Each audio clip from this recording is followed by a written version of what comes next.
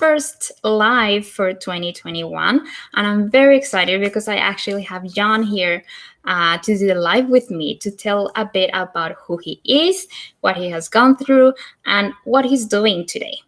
So, John, over to you. Well, hello, and thank you so much for having me. It's a pleasure to be a part of this live series and to be the Kickstarter, getting it started off in 2021. Yeah, it's great to be here. Yes, thank you. So actually, we kind of got to know each other. Was it through KBB, right? I think so. Yeah. Yeah. Yeah. I mean, this year there has been so much things going on. But yeah, it was a course that we actually went through together. And it was 3 days live with Tony Robbins, Dean Graziosi, and so many other wonderful coaches. So that's actually how we got connected.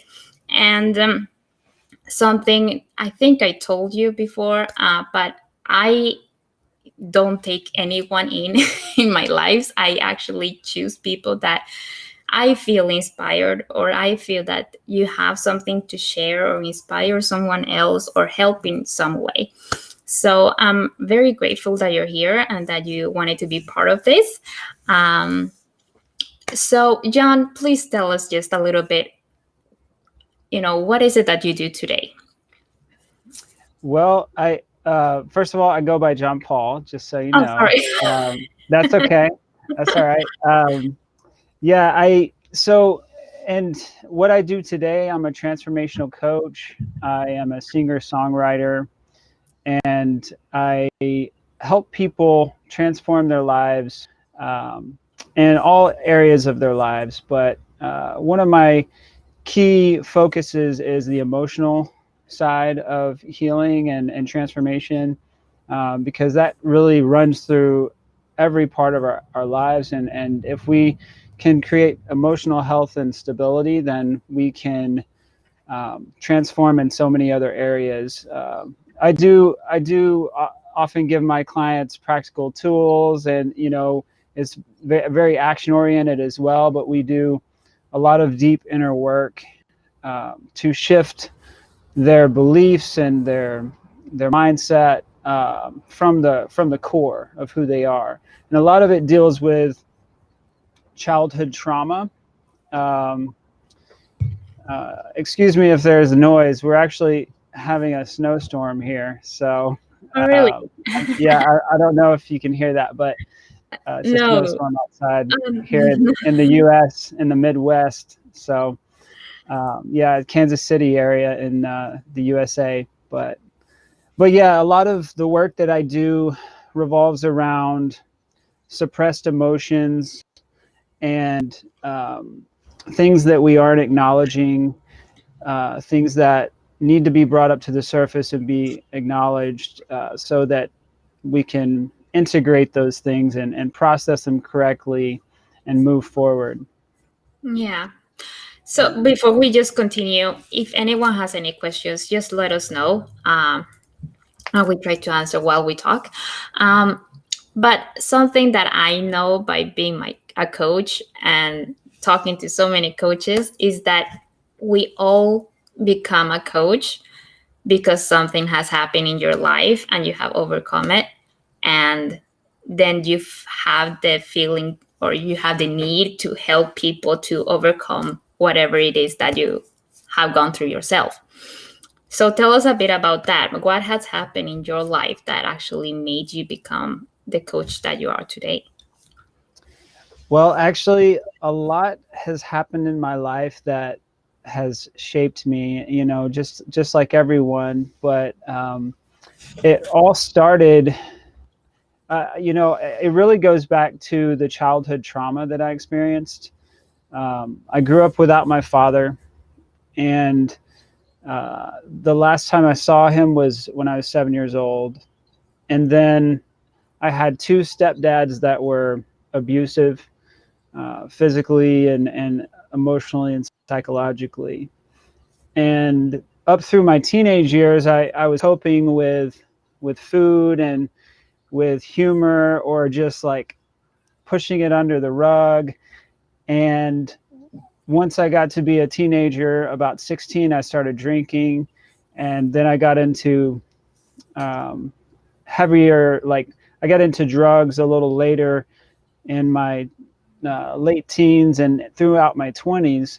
And for a long time, I was just really hiding from my past. And I wasn't ready to face the pain of my past, the abandonment I experienced, the trauma and abuse that I experienced. And I finally came to this point where the universe kind of got my attention.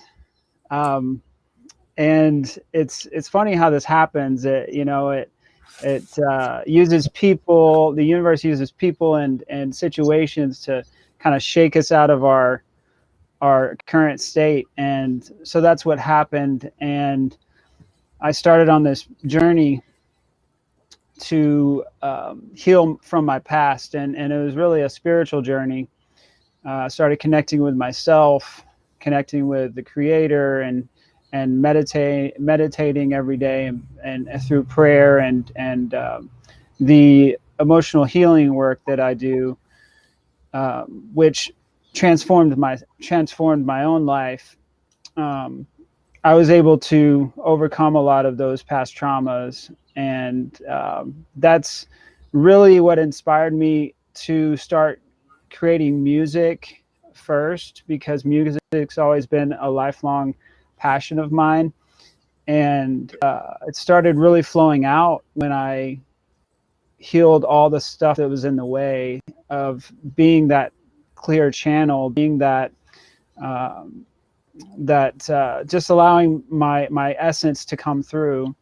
And over the course of, this is about 4 years ago that I got, almost 5 years ago that I went through, I got sober, and I pretty much quit everything cold turkey. Um, I made the decision to quit everything and just start on this new journey. And I replaced all those old habits with healthier habits. And eventually, over a little bit of time, a year or so, I started helping other people and coaching, but not really in a professional manner. But then last year, uh, I was in the restaurant industry at the early part of the year, which I worked in for a lot of years. And I, my partner and I had planned a trip, a 3.5 week vacation to the Southwest of the United States. It's one of my favorite places to visit. And we had planned this about 2 months in advance. And our plans were for March. And the week that we left was the week that they shut down the restaurants. So I took that as a sign from the universe that it's time to actually share my gifts on a much broader scale, and really follow my true purpose, which is to help people and inspire people. That's great. And I have heard you playing the guitar and singing, and it's wonderful. So if you haven't heard him, you have to hear him, because I actually, when something just comes up on Facebook and I just open it, and it was so heartwarming. It was really touching. So just that one song that I actually heard, it was lovely, really. Thank you so much. Yeah.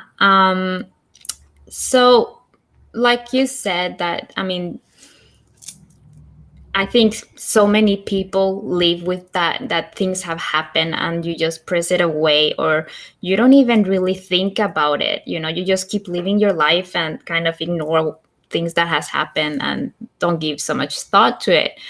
But somewhere deep inside, there's a lot of happening anyway. That actually shapes you, how you become and who you are.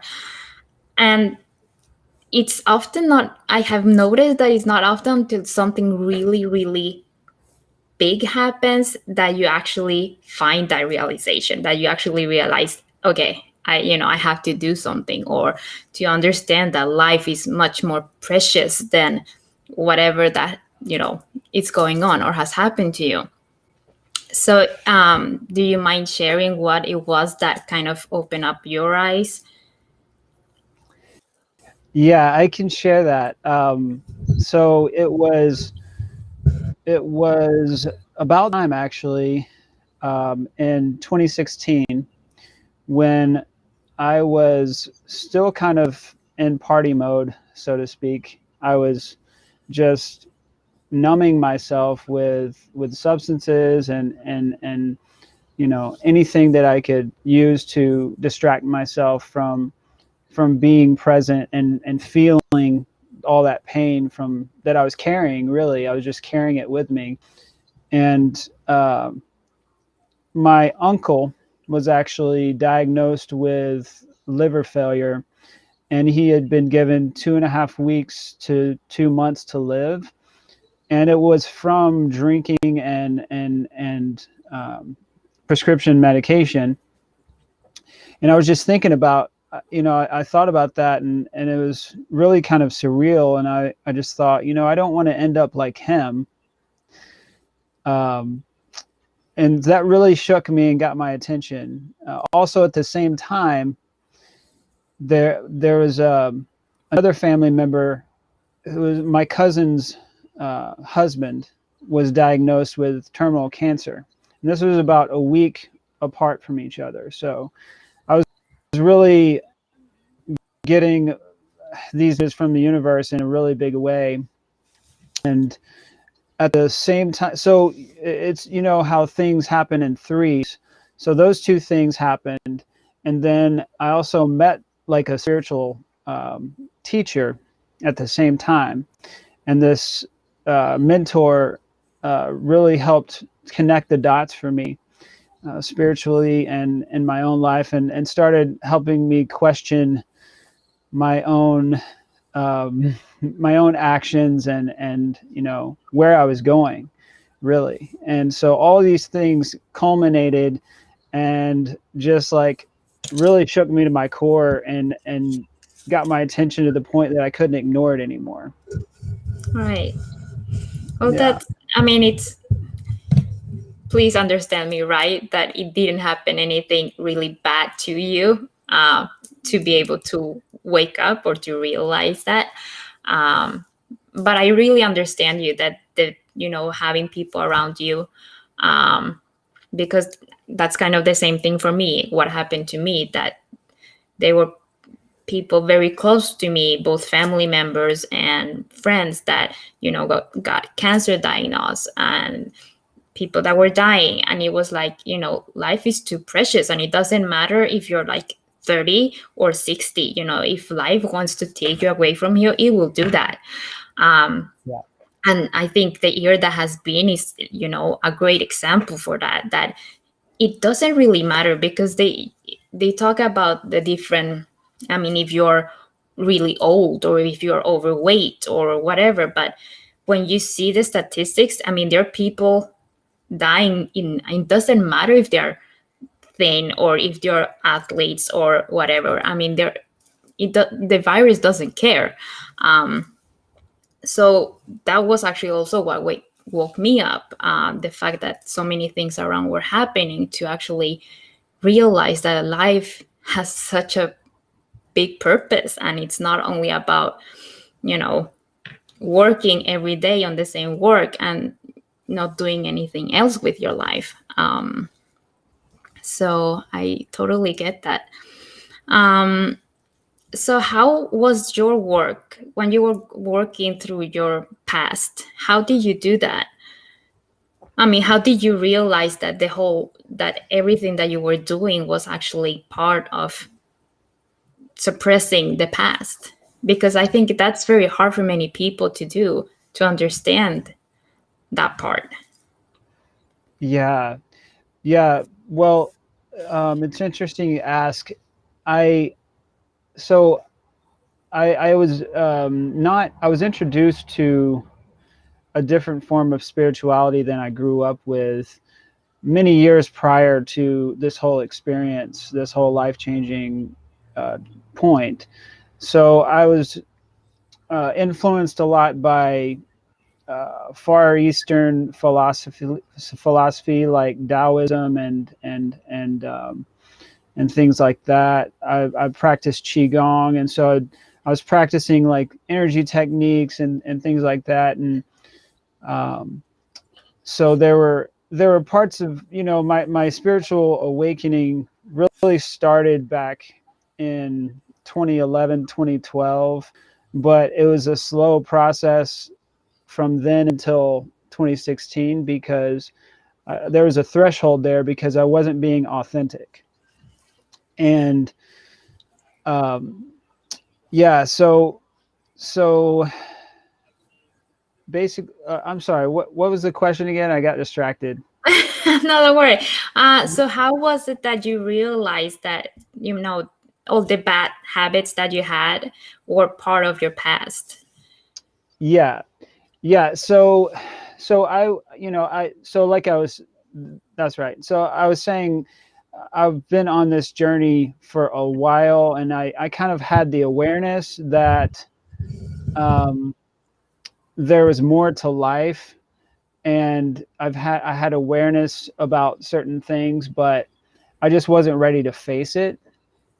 Um, and there were several spiritual teachers at the time that really helped me understand what I was actually doing by suppressing the emotions and the feelings and the pain. One of those was Teal Swan. I don't know if you've heard of her, No. but she has this book called The Completion Process, and it's basically based on inner child work. If you've ever heard of inner child work, that's one of the primary methods that I use with my clients, but that's also what I used to help acknowledge those painful parts of myself that I wasn't ready to look at. So I was following her, and um, I was just looking. I was looking for a way to be more authentic. Authenticity was really the theme for that whole year of 2016 for me, uh, because I'd been going down this path for a while. Um, Something I didn't mention was I was married actually when I was 21, and that lasted for about 7 years. And after that ended, there was even more pain to add on to all the childhood stuff, right? So I kind of went a little bit wild for a few years, about 2 years or so, and um, I felt myself going deeper and deeper into this dark hole that and I knew that I didn't want to be there long term. I've always known, like I've always known that I have a good heart. Um, my grandparents actually had a big role in raising me, and I come from a big family, and they were always really supportive, um, and comforting, and so in that way, I knew there was some innocence in there inside of me that I wasn't that I had kind of um, Shut down. squandered. Yeah, Yeah. I like the innocence, and that's something in today's world that we take for granted. Like our innocence is actually really powerful, and so on this journey, I knew I wanted to be as authentic as possible and reclaim my innocence. But the only way to do that was to actually deal with all the things that I had been stuffing away. So I had to work on forgiving myself for all of the things that I've done to hurt other people, to hurt myself, and my ex-wife and everything like that. I had to forgive her. I had to forgive all the people in my life that caused me pain. And then I really started doing this deeper inner work of um, the inner child work, um, and and I can talk more about that if you'd like to know a little bit about how that works. Yeah, Um, I thought that would be my next question, so you can tell a bit how that whole process goes about. yeah. So inner child work is basically it's the idea that our the past versions of ourselves that experienced trauma, they're still alive. They're still inside of us, so to speak. Yeah. And so anytime that we have trauma, and a lot of it happens before the time that we're about 8 years old, when we don't have the conscious mind fully developed.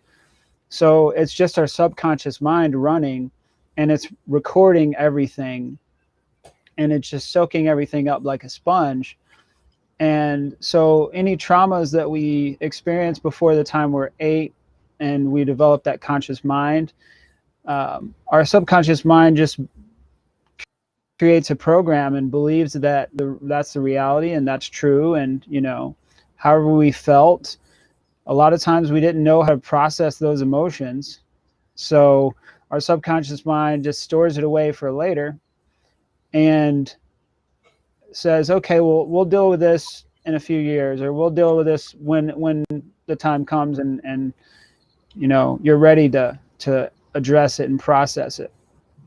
So after that point, um, the it's like a program, and it just keeps coming up and it keeps coming up, and it's almost like this emotional feedback loop.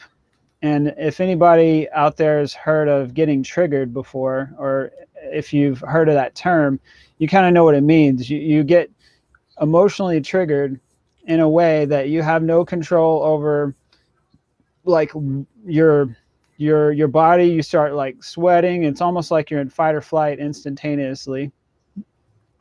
And a lot of that is you're in a situation that is meant to help you bring that past trauma up, because it's needing to process itself out, and it's like the soul presenting you with an opportunity to deal with that. But a lot of times it's really difficult to look at, and we don't recognize it as that. So we just recognize it as, oh, this person's making me angry, or this person is doing this, and that's what this whole thing is about. But when we get triggered, it's almost like an uncontrollable um, surfacing of emotions, Right. and so it just kind of takes over our bodies. And so the inner child work, it basically goes back to the original trauma and processes that trauma from an adult perspective. And so it's a way to reparent the parts of yourself that experienced trauma in a previous time in your life. So yeah, Right. that's basically the concept. Yeah. So it's, Yeah. I guess it's a lot of, because I mean, if I think back to myself and what I have heard from other people, it's not always easy to realize what has happened to you, or what have you been through that is actually stopping you in some way, or Mhm. making you provoked or whatever. And to actually connect the dots, it's not always that easy to do that.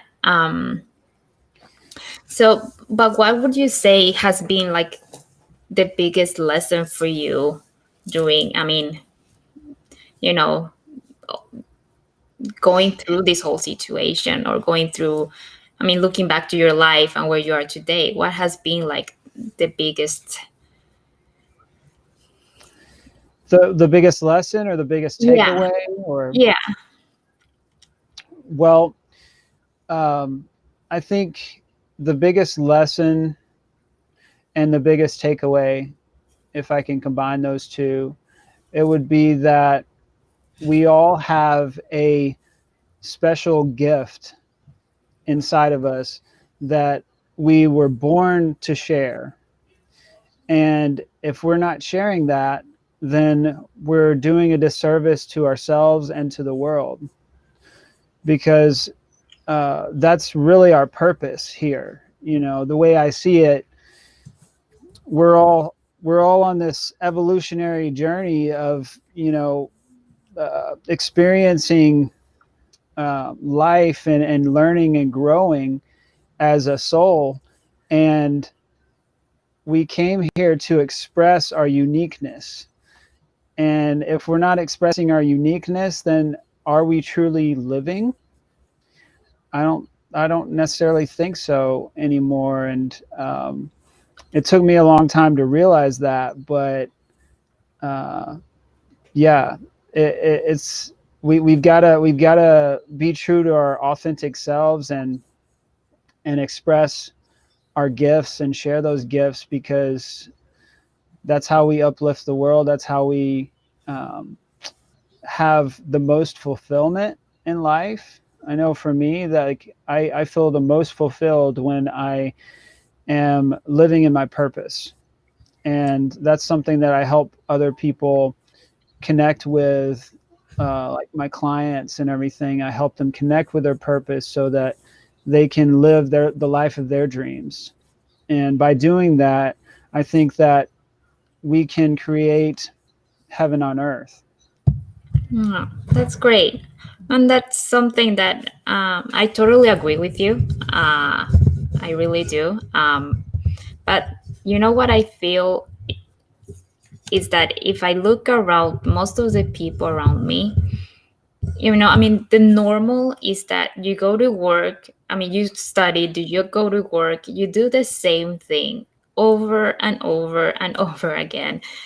And so many people don't have a hobby, or don't even know what their thing is. They don't know what is it that they really love doing, because they're in this loop of working and coming home and making dinner and go to sleep and watching TV, and it's like the same thing over and over again. um what would you say would be like the best way to try to get to know yourself, like really know yourself, um like a step to do that? Well, I think one of the best ways to start off with, if you're feeling like you're in this vicious cycle that, it's just monotonous, and you just go throughout your life, and each day is, like you were talking about, it's just a repeat of the next day, and just trying to make it through and everything. I think one of the best things we can do is make the decision to take time for ourselves. Just that simple decision. Um, a lot of us, we are always taking care of everyone else, but and that's a great thing to give, to offer to people around you, and our families and everything like that. But we have to also take time for ourselves, and to decide to take time for ourselves. Making that decision, I think, is one of the best decisions we can make, because self-care, for instance, is something that I truly value in my own life. And I know that if I don't fill up my own cup first, then I can't really give to other people in the highest capacity. Right. Yeah, and I think that's kind of misunderstood in a way, or we learned it the wrong way. I don't know. Just the fact that we always, it's about taking care of someone else. and loving other people instead of actually loving yourself first and then taking care of everyone else. So yeah, I think that's something that I hope, I don't know, I mean, this might sound weird, but one thing that I have seen for 2020, and I think it's a benefit that there was a lockdown or that people have been, away from what's normal, that we actually have to start questioning what life is, what's important, who am I? Um, and for me, that's positive. I mean, I think that that's something that humankind really needed to, go through this whole situation, just to kind of wake up from that loop that we are used to live. Um, so I don't know, how has 2020 been for you? Yeah, I totally agree. I think, yeah, the positive is that we have been able to really focus more inward in this past year that we just closed, that chapter of 2021. Um, and I think 2021 was a big year of awakening for a lot of people, um, realizing the the greater scope of reality, and how our world is set up, the structure, the infrastructure, and how how things are playing out on the world stage, and so people, I think, started to become aware of that as well, which I think is a good thing. But for me, 2020 was both challenging and rewarding. Um, I definitely experienced, all of the emotions in 2020. I experienced the anger, and I experienced apathy at one point, and I experienced also joy and freedom. Um, so it was definitely a period of integration of the polarity of life for me, and also stepping into my purpose more fully, because like I said, 2020 is when I went full-time coaching. And yeah, so it also brought a deeper understanding of uh, ultimate reality for me. And I think I progressed in a lot of ways, um, because I really started to understand that no one is coming to save us. Like, we have to actually be the ones to make the changes, and that's going to have a ripple effect out in the world. And it's the people that are going to really create the world that we desire. So you know that, and also just learning my energetic boundaries was a good lesson for me. Not getting myself too engaged in all of the chaos, um, and working on bringing my awareness to what's going on, but not getting emotionally entangled in it. Right, yeah. Yeah, I think that was a big challenge for me, and it helped me become more aware of myself, and yeah, and then business and entrepreneurship and everything, that was a big theme for me. And I really made some big goals and plans, and took a lot of action, and focused a lot on my health in all areas of my life. Um, so yeah, it was traumatic, and it was also rewarding. Yeah. A bit of everything. Yeah. Yeah, yeah, and How I about think you? no, for me it was. I think it was very awakening for my part, because I have always. I don't know how much you know about that part, but I'm a Zumba and a strong instructor, so I have been instructing for what is it, 6 years now, and I love it. I love the energy. I love, being in front of people and sharing that energy and, smiling all the time, and just shaking everything off, because I know I have, since I was little, I have always danced. And when I dance, I kind of get lost. And that's how I know that this is my purpose. When I get lost, when time doesn't exist anymore.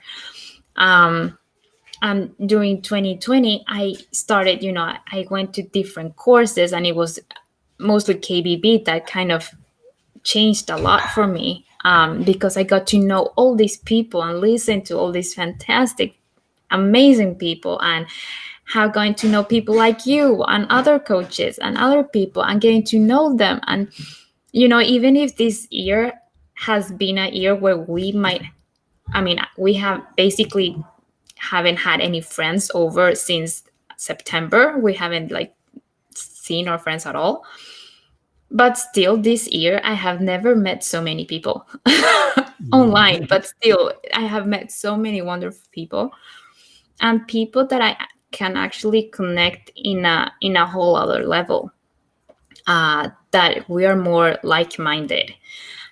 So that's one thing that I really have loved about this year.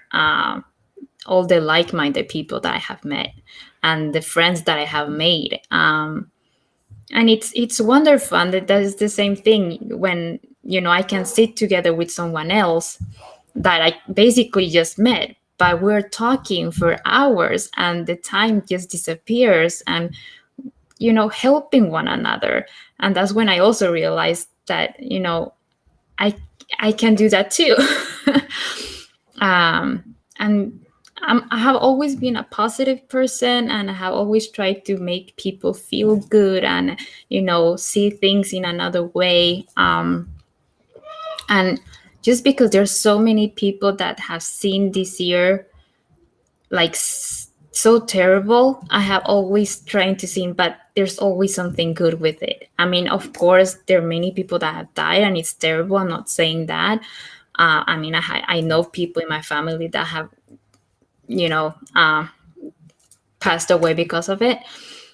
But like I said, this whole thing about people waking up, people realizing, okay, is this life really what it's about? Who am I really? What's important in my life?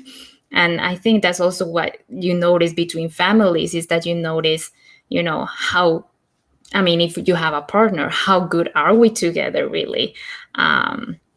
Because I think this year either you got more babies or grew more love into your family, or you actually, disconnected from one another. So yeah, for me it's I don't know, I mean, it might sound really bad for many people, but for me it has been a wonderful year, or it was a wonderful year, just because I've met so many amazing people, and I have learned so much business wise. I mean, I have gone through so many courses, and yeah, I have really enjoyed 2020. Yeah. That's great um to hear. That's great to hear. I really resonate with the idea of optimism, and I've always been an optimist myself. So that's something we definitely have in common. Uh, Seeing the good, no matter in whatever situation, no matter how bad it is, you know, we can focus on the negative or we can focus on the positive. I'm not saying ignore the negative, because that can bring us into problems where we're actually creating a delusion, but like acknowledging each one and then choosing what to put our energy toward, Right. you Yeah. know. And that's one thing too that I actually don't read the news or listen to the news or anything because my husband does. And I have always told him that, if it's something really big, I will find out anyway. Either if it's through Facebook or an email from school that they're closing or whatever, important things go through, no matter. But I don't find the need of listening to all these bad and negative things all the time because that's the only thing news do. um it was like, the whole presidential thing in the US as well. I mean, it's something that, okay, yeah, I don't agree with that man and I do hope that he's not there, but that's it for me. I don't have to get more involved in that because I have nothing to say. It's not even my country. Um, Mm. so, but instead, my husband, he finds that fun. So Yeah. yeah, I think that people should actually make the choice that if you feel that you get too involved in the things that you have actually nothing to do with, then don't, try to get out of that, or you don't listen too much to it. I mean, the information will reach you anyway. So if you read the news, you will, I mean, one time might be enough. You don't have to read basically the same news for over a whole year. So yeah, that's my view on it. At least it makes my life easier. Yeah, it does. And I'm right there with you. I don't watch the news and I haven't watched TV in years. It's if you've ever heard the term TV program, it's for a reason. It actually programs the subconscious mind, like I was talking about earlier. So, everything that we watch or consume, it's actually our mind is consuming it. Our mind is it's and so what we put in comes out eventually, whether Right. that's in in our emotions or in our obsessive compulsive habits, or whatever it may be, it Yeah. comes out.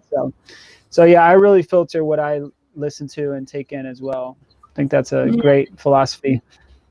Yeah, it does make life easier. I mean, in times like 2020, I think comparing with the people that, listen to the news and are with their phone all the time, you actually kind of see the difference that the people that don't do that and the ones who do. So yeah. Yeah. Um, Yeah. so is there anything that you would like to share? I mean, about, I don't know, the subconscious mind or what to think, or if you, maybe if you're an addict, I mean, what's the best way to start getting out of that? Well, for addiction, and this is something we all deal with. We all addictions, whether or not they serve us or they don't serve us. That is the big difference. So I might have an addiction to healthy food, but that's not a bad thing Right. necessarily. I Yeah. mean, it's the intention.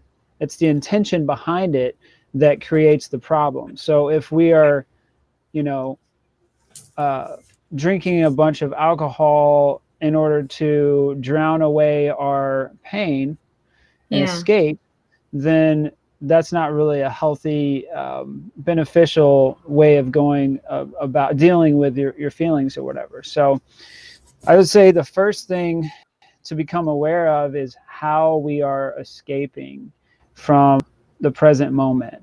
Like what we're using to escape. And this could be alcohol, it could be TV, Netflix, it could be food, or you know anything that we when I was an adolescent, when I was before I was in my teens, I used humor to escape from the way that I was really feeling. Right. And I would just laugh everything off like it was okay but deep down, it really wasn't okay. I wasn't okay inside. Yeah. And so I think that's a big distinction for people to realize is, we everyone has addictions. We all have addictions, but are they serving us or are they like harming us? Right. Yeah. So yeah. So I would say if someone is ready to get a hold on their addiction, say for instance someone wants to quit drinking, then I would say just think about what the drinking is actually doing. And I would weigh out the pros and the cons, and I would write them down and be like, okay, these are all the positives of drinking. These are all the negatives of drinking, and bringing more awareness to it, I think, is the first step. Yeah. Like actually seeing what the effects, and admitting to ourselves the negative effects of doing this thing that we're doing to cope. um, I think helps to get the mind in gear and start, bringing more awareness, and that creates more momentum for us to actually want to change. And yeah, I would say that's the first step. Yeah. No, that's great. I know I was the person that ate to get my emotions away. Mm. So yeah, we all have different things that we use in a bad way. If my, you can call it that way. Hmm. So John Paul, do you have any? I mean, what? Because I know that most people that have come, um, that are coaches or that have that spiritual lifestyle, if you may call it that way, we usually have habits to, good habits to have every day, whether it is meditation or journaling. Do you do any of those? Or what Yes. is it that you have? Yeah. Yeah. And that's the thing. Like, these these habits that aren't so good, like the drinking, or the things that are detrimental to our health and to others, and don't serve the greater good, those things have to be replaced with something healthy, or we're just going to backslide.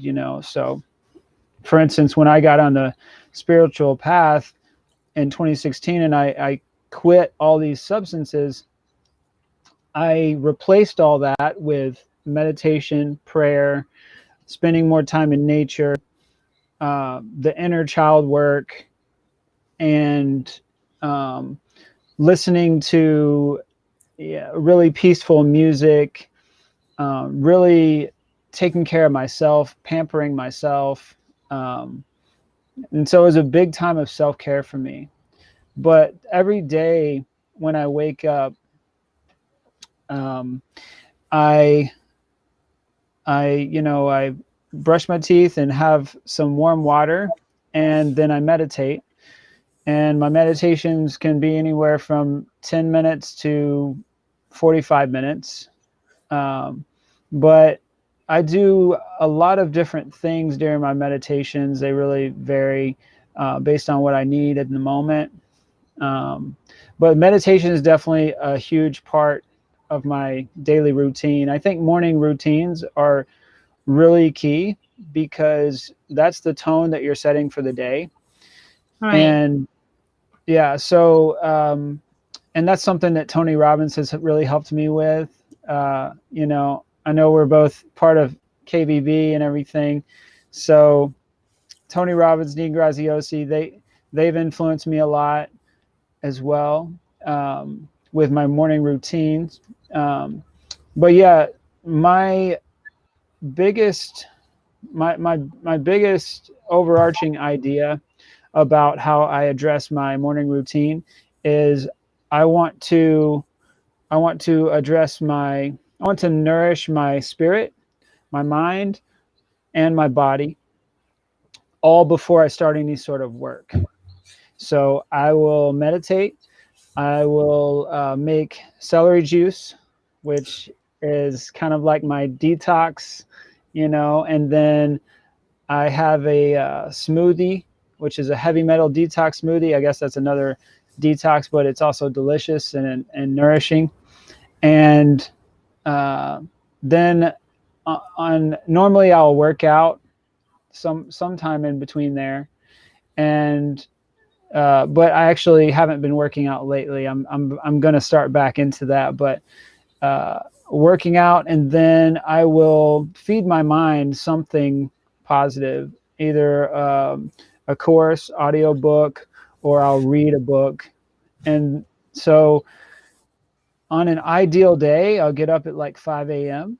and I will spend about 4 hours taking care of all my needs before I start work at 9. And Right. then I start my work day. Yeah, that's So great. yeah, I found that's really beneficial for me to like we were talking about earlier, just filling our own cup up first before we give. From if we give from a place of emptiness, it's very difficult to sustain that long term. Yeah, it's great that you say, that you wake up early and everything, because I know I have colleagues that actually kind of laugh at me, or they're like, how can you even wake up so early when you don't really have to? Um, but I don't think that people understand until they actually are doing it, that you actually get so much more energy, not of waking up early, but because you are doing things in your own pace, and you're doing what you need to wake up your body in a certain way. And it's more, that whole harmony in the morning. It does really help. And actually that you work out actually, just levels up your energy, so it makes it so much easier for the whole day to work. So yeah, I totally feel the difference. If I wake up at 7 and I'm just stressed because I have to get the kids going and I start working, or if I actually wake up much earlier just to have my own time and do my things in my pace without stressing, without thinking of everything that I have to do today, it does make a big difference. Yeah, um yeah, it's really important because like I know Dean Graziosi talks about this, but protecting our confidence is really important, especially as an entrepreneur, yeah. because we have a vision that we're going in this direction, and we need to be we need to be fully focused and engaged, and you know um, driven toward that vision. And if we're waking up stressed and running around and we don't have time to meditate, well, that throws our peace off, and then we are just rushing around, then it's definitely a totally different type of day. Yeah. And something that's really stuck with me last year, from 2020, was something that I really started. It became a mantra, was also protecting my peace, because our peace is really important. If we're not peaceful, then we're stressed, right? Like that's really the opposite. So it's like our state of being really does matter. And that's why I spend almost 4 hours on my morning routine every day. So Yeah. yeah. Yeah, that's amazing. And I think that's something good for other people to take with them. Maybe not 4 hours, but you can start half an hour and then try to make it more. Yeah. So I think it's a great way to just start the day, like you said, Yeah. really. Yeah. So John Paul, is there anything else that you want to add, or should we Well, make another live another day maybe and talk about something else? I mean, I'd be happy to. Yeah, I guess I am really interested in the Zumba that you talked about, because I actually love to dance as well. And that's something that I always did as a child. And usually that's an indicator that that's something that comes naturally, and it's very much aligned with our purpose. Um, and so I'm curious how you got into the Zumba, and what that looks like now that most everything is online. Yeah. Well, actually, I actually went to Zumba classes myself. Let me see, 2011, I think I started with Zumba. And then when was it? 2015, I decided to, to do it myself, because I said, it's so fun to do it, but I have my own steps I want to do, so that was actually the thing that kind of carried me to be a licensed Zumba instructor. So I got licensed, and then that was in May. And then I actually sent an email to different gyms and everything here where I live. In I think it was in the August, at the end of August, and I thought, I thought this could be for them to know that I exist. So if they need a backup, or in January next year, because things start moving, in after the summer is usually in September, August that everything has started. So I thought, I'm already late to start something new now. So I was always thinking, I will be probably someone will call me in January about this. But there were actually four gyms that actually called me and asked if I could come and talk a little bit. And they're like, "Can you start now?" I'm like, "What? No." I wasn't really prepared for that. But I did start, and that was a huge, even if dancing comes naturally to me and I have no problem making choreography, the fact of standing in front of someone and having to do the exact same steps every time kind of blocked me. So Mm.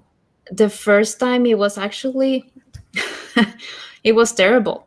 Um, it was I was so sad or mad at myself that I couldn't make it, because I had a whole choreography done and everything. But when it was time to have the class, I actually had a really hard time to remember everything, because I had put so much pressure on me. Uh, Mm. so I actually started crying after my first class, and I was feeling so sorry for myself. Mhm. And I'm very happy that I have my husband, because he's like, Liana, you love dancing, and I really do think that this is your thing. So, just keep doing it, just get more prepared and let go of, the pressure, and it will work out for you.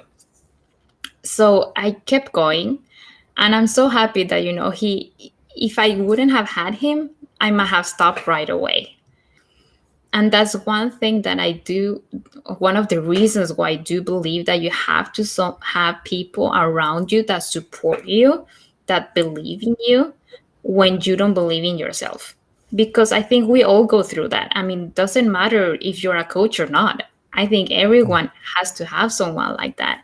And also to have a coach, someone to, that is there for you and tries to get you thinking outside the box. Um, so yeah, so that was like a huge thing for me, to get out of my comfort zone and just get over myself, and then start actually to have fun with that. So after, I think it was after the fifth time, then it was like, this is amazing. So since then I have been teaching Zumba. um Actually, it's now I do Zumba through Zoom. um so it's not really the same thing, but it's much better than just seeing myself and the students seeing me, but I can see them. Mm. Because I also have had that kind of Zumba that I can only see myself. I know that their students are there because I see how many they're in, but not having that connection, it's I mean, I can dance, I can laugh, I can smile, but it's not the same thing when you're actually seeing the people in front of you. um, Mm. so I'm really happy for the technology that we have today. Yeah. Yeah, definitely.